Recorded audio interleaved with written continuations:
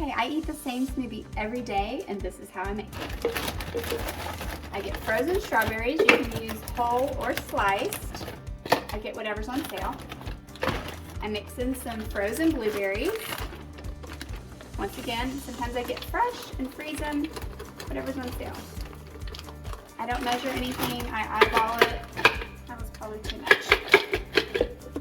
Next, I use PB&J Total 0% and plop some in there.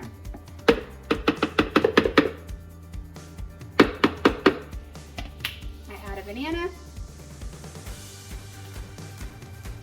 Sometimes I freeze my bananas. If it's getting too full, I do that.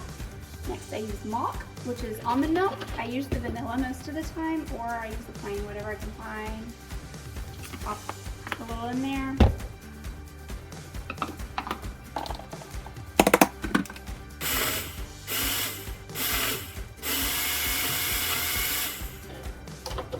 I kind of do 2 mixes because I can't put everything that I want in there the way I want it the first time. And I've learned after trial and error, this is much easier. Next I use some peanut butter. Just a big spoonful, however much you like. The rest of my banana. If I can fit a few more strawberries in there, I do it.